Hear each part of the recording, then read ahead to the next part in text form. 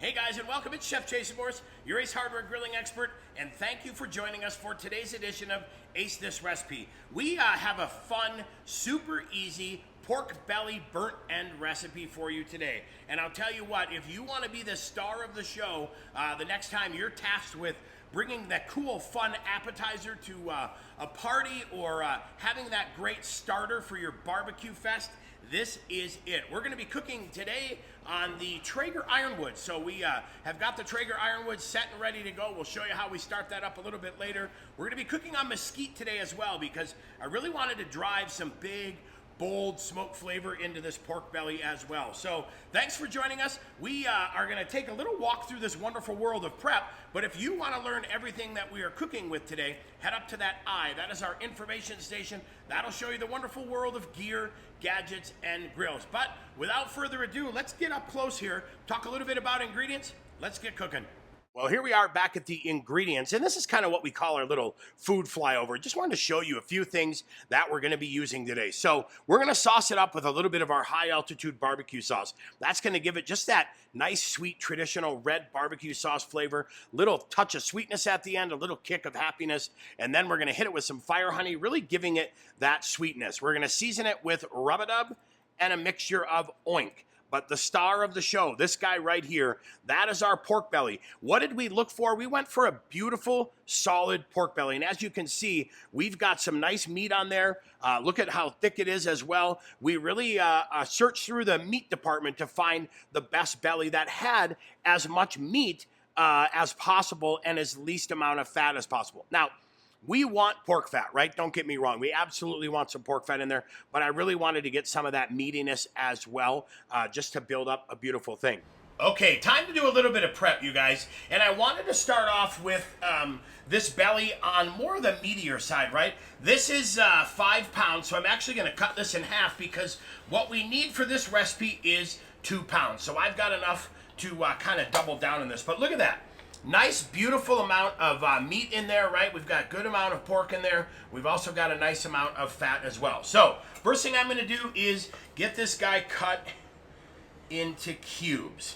And if you do it right, you usually can get about 3 equal sizes out of there, and then go through and cut it like that. And what I'm looking for is really some pieces like this, probably in that 2x2 range, because I don't want these to shrink down so much. I want to protect them a little bit, and I want to just have that fat like encapsulated in here. So what we'll do is go ahead and cube these guys up and get that finished for you. All right, we've got the pork belly all cubed up, and kind of what we're looking for is right there. Look at that, beautiful, even, nice cube. So now we're going to season it up as light or as heavy as you want. I think you guys know we always say that. A little bit of oink to give it that barbecue sweetness, and a little bit of rub to give it, rub-a-dub to give it that salt, pepper, garlic, onion kind of finish as well. So get these guys all seasoned, right? All set and ready to go. Just like that. Get them all mixed up. And you want to get everything coated. Look at that. See how we have that nice coating? And if you don't have some, or you're missing some, or you want to get it heavier, go ahead and just pat it down. But that's what we're looking for. Nice, even coat. Now that we are all done, it is time to let these guys soak. We're going to let them soak overnight. I really want this rub and seasoning to get into here as much as possible. So we'll go into a zipper bag, squeeze out all that air, and now we are set just like that. I'm going to let these guys sit for about 24 hours. When we come back, we'll show you how we get everything loaded up and ready to go. Gave these guys that 24-hour soak, right? And what I want to do, if you look inside that bag, I got a beautiful, just everything's soaking in there. This rub gets nice and dark. It's starting to activate. But now I'm taking the, I'm pushing the easy button, if you will. And I'm using this beautiful Traeger grill pan because now I can line all these beauties up and they can get smoked now up through the bottom, through those holes, around the top. Really that true, like, 360-degree, beautiful smoke flavor.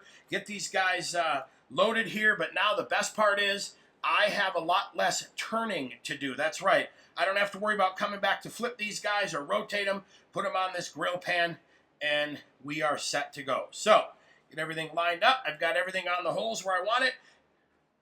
Just like that. All right, we're at the Traeger Ironwood today. I'm gonna go ahead and top this off with a little bit of mesquite. I went with mesquite today because I wanted to get a little bit stronger flavor into these pork belly burnt ends, and I like that. It's a good, solid, robust smoke flavor. Then we're gonna go ahead and set this to 180 degrees and hit ignite. Now we're gonna let this guy get all fired up because we're gonna start off the smoking process today at 180 degrees, nice and low, nice and slow. We're gonna start that foundation of smoke flavor into the burn ends, into these pork belly pieces, and then turn it up, sear them off, candy these things, and life is good. All right, we're at the Traeger. We're all set at 180 degrees. I'm gonna load this pan on and see how easy that is. That pan is done. I'm gonna go ahead and put it on the top rack because I want that smoke to come up and around, and I don't want it to be too close to the heat. I want it to just have a beautiful, almost suspended in its smoke bath. Now, recipe calls for 2.5 hours. I'm gonna start this off at about 1.5 hours, and then I'm gonna start smelling it because I know everybody's smoke preference is different, right? Some of you like it heavier, some of you like it less. So let's start off with 1.5 hours. I know 2.5 hours is perfect, and that will really give it the best, but let's take a look at this guy in a little bit. We're gonna shut this and get cooking. Let's take a little peek here, and I wanna just show you. See how they're starting to dry out a little bit? That's what we're looking for. If you look back at those guys, you can see how nice and dry they are. We want them to dry out. That's the beauty of this smoking process because it helps dry them on the outside, encapsulating some of that fat. And then when we turn it up, all that fat comes to life and really roasts off and makes something beautiful. Listen to that fire roaring. We turned this up to 300 degrees. We move this down to the bottom, and look at that. We're already starting to get a beautiful sear on these. Our goal now is to get these guys cooked off. Yeah, how does that look, right? If only the camera could give you a little sense of how delicious they smell. So look at this. Look at that beautiful glaze we got on there. We have some beautiful caramelization as well. Those are done. Okay, we're back at the table. I'm going to hold this pan with some tongs, right? And now I'm going into just one of our disposable aluminum food pans because I want to glaze these now, and I don't want to worry too much about the sauce dripping back onto the grill. I just want to glaze them as is. So what I'm going to do first, right? I kind of look at them and I judge, all right, do I need a little more seasoning? I'm going to hit a little bit more oink in here, just like that. But then I'm going to hit a little bit more rub-a-dub as well. I want to get a nice little punch at the very end. Then barbecue sauce. So we're going to use our high altitude. And I want just enough to coat. Again, not trying to make soup, right? I just want to glaze these off. And I want that, kind of that sugar's going to open up. It's going to become a little more liquid. Then it will evaporate and glaze nicely. Then add a little bit of our fire honey, just for a little bit of sweetness, right? Then what I'll do is quickly and carefully mix these guys up. Oh, almost lost that guy, right? All right, there we go. So get these guys all mixed up, and look at that. That's what I'm looking for. Beautiful glaze on there. Now, I'm going to lay these guys flat again, and I'm going back onto the Traeger at that 300 degrees, maybe about 15 or 20 minutes just to cook all this and get it to stick and become absolutely fantastic. Done. Done. We are done. Look at that. That's the glaze I like. Still a little bit of moisture on there, but man, look at that. Everything just stuck so beautifully to them. And I think, like, oh man, it smells so good. Again, oink and rub-a-dub giving us that flavor foundation, that mesquite on the Traeger giving us that smoke foundation, then finishing it off, fire honey and high altitude barbecue giving us that sweet and sassy. Well, like we said in our little doneness flyover, the hardest part of this is figuring out if you really, really want to take it to your friend's house or your family's house, or if you want to just squirrel it at home and eat all of this, because I'll tell you, it smells fantastic. And again, super quick and super easy. We use that ironwood and mesquite to really drive that foundation of smoke flavor.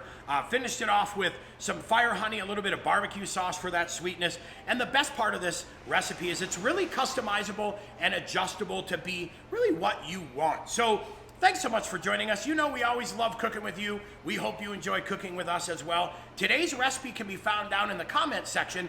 You can click, print, and follow along. And then while you're down there, hey, don't forget to leave us a comment. Tell us what you'd like to see, what would you like to learn, and how can we be more helpful? And you know about that eye. Click on that eye up there. That is our info station. That'll bring you into everything there is in the gear, gadgets, and grills. Then, while you're down there, don't forget to ring that bell, subscribe, click on the notifications. You'll be notified when the next tasty, delicious video is live and ready for your enjoyment. Then, at the end of this video, like we always do, we've got a couple more great videos for you to click, follow, download, print, drool, everything and more. So, hey, thanks so much for joining us again. We appreciate it. I'm Chef Jason Morris, your Ace Hardware grilling expert.